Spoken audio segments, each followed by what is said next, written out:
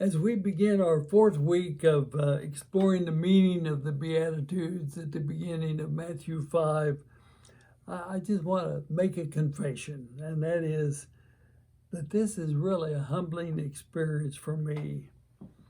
It's humbling because I confess that I previously have only scratched the surface of the significance of the Beatitudes. I hope as you continue this journey with me, you are appreciating the contribution of the authorship team of the Gospel according to Matthew as we discover how they define the character of the faithful who are committed to follow Jesus in the way of agape love. We've looked at two of these attitudes so far: serenity and confidence.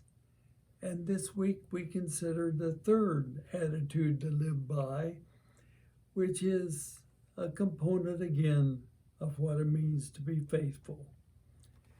The Revised Standard Version of translation of this third beatitude is, "Blessed are the meek, for they shall inherit the earth."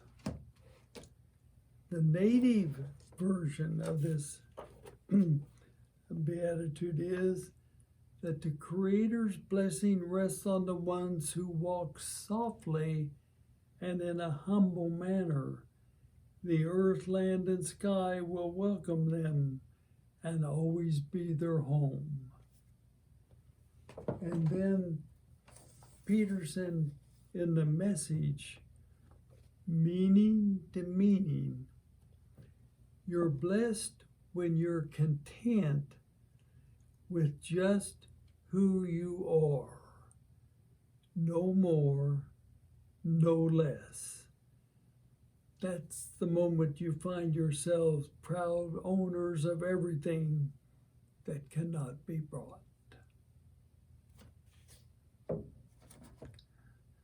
Now, the first two Beatitudes address the harsh and difficult journey of the faithful, brokenness and mourning.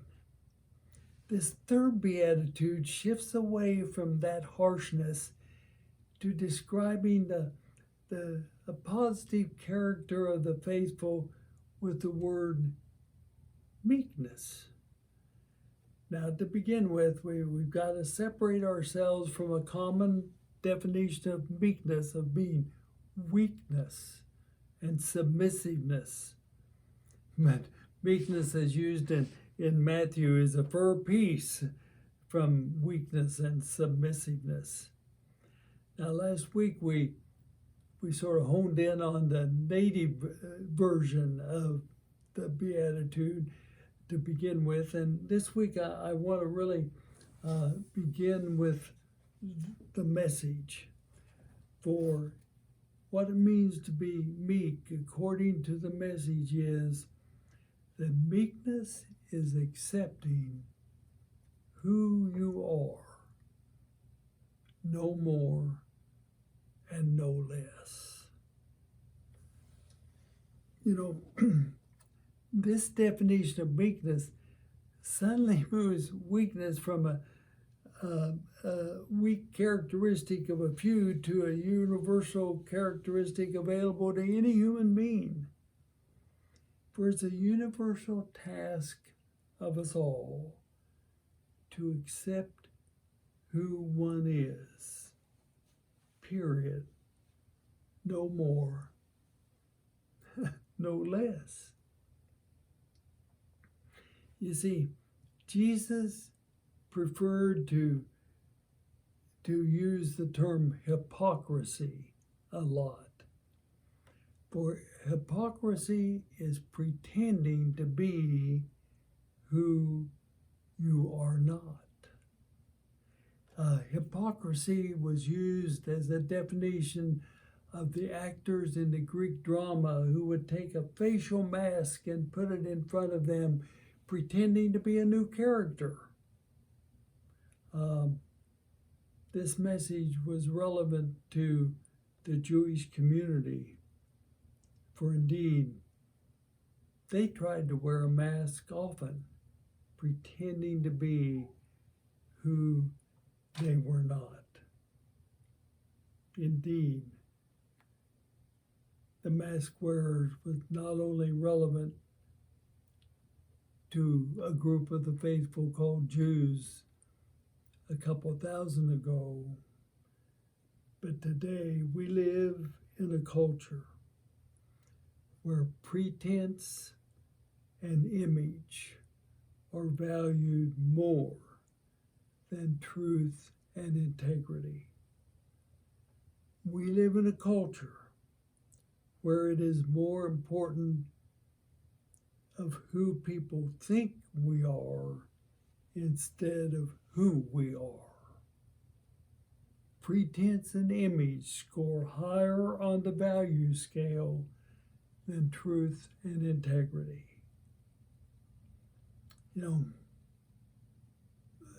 I think another way of saying it is that our culture often defines success as those who win the contest of comparative living.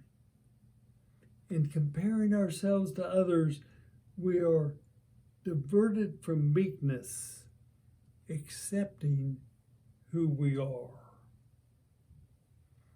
I want to share with you just two personal stories that came to mind when I have grappled with what it means to be meek, according to the native, the Message, and the word-for-word translation. First story. Carl died a month ago. He was 55. Lived his life as a developmentally disabled human being. Because of an incredible family, a supportive church community, and agencies who were committed to accepting Carl for who he was, those who surrounded Carl for 55 years with acceptance and grace enabled Carl to be, for me, a portrait of meekness. I've never met anyone who was more comfortable in their own skin than Carl. And this is how the Message defines meekness: accepting who we are, no more, no less. Second story, I had the privilege of working with a person who was a world-renowned track and field coach. Bob had a practice, a meeting with every competitor before they competed. And in that meeting, the two of them would agree to a personal, individual performance goal of that athlete. I was at one of Bob's team's meetings after a meet, which included a high school miler who later that year would be the first high school person in history to run a 4-minute mile. But the highlight of that team meeting was not what that star did on the previous Saturday. It was phenomenal what that star did.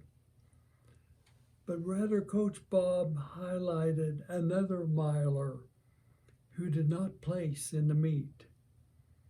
Rather, he, for the first time as a member of that team, reached his goal, a 5-minute mile. He ran a 4:57. Not good enough to win, not good enough to place, not good enough to show. Remember those words. Compared to other runners, but good enough to get a standing ovation from teammates who were learning in that exercise that a sustainable value in life is not how you do compared to others, but accepting who you are. Limited, yes, but comfortable and proud to live within your own skin like Carl. That team, state champions, learn that there's something more important than winning in comparison to others. That is meekness, accepting who you are.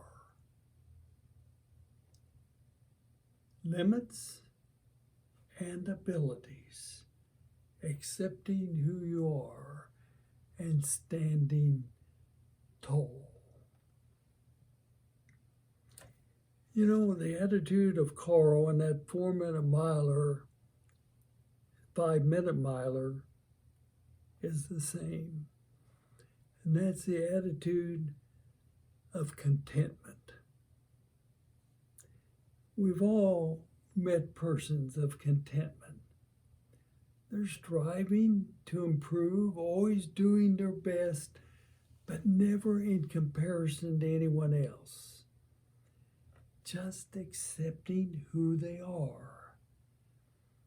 Contented persons are content regardless of what happens. They're content because they accept who they are and have tried to do their best, no more and no less. And you know, the miracle of contentment is that contented persons who accept who they are accept others as they are. They accept and affirm others regardless of their economic class, regardless of their race, regardless of their sexual identity, regardless of their language, regardless of their nationality, regardless of their faith. For contented persons with themselves are contented with others without any sense of judgment that any person has to become another. You see, that exercise in trying to become another is a futile exercise which leads to fragmentation and destruction of both personality and community. Let me say that again. The exercise of trying to become as another is a futile exercise which often leads to fragmentation and destruction of personality and community. You see, my observation is that those who embody the attitude of contentment, which is an outgrowth of the experience of meekness, accepting who we are persons without stress. For nothing is more stressful than refusing to accept who you are, both your potential and your limitations. In our culture of competition and comparative living, the attitude of contentment, accepting who one is rare, but when seen, is so noticeable and notable. For rather than being all stretched out, all stressed out, contentment prevails. Yes, contentment is a component, an attitude to live by, a component of the character of the faithful. Be contented. A lot for me to think about anyway. Here's some questions that might get us started. Who are the portraits of weakness in your journey of faith? Secondly, what are the barriers we experience as we yearn to accept who we are? And finally, to what extent is self-acceptance a prerequisite to acceptance of others? I hope you're enjoying the journey as I am.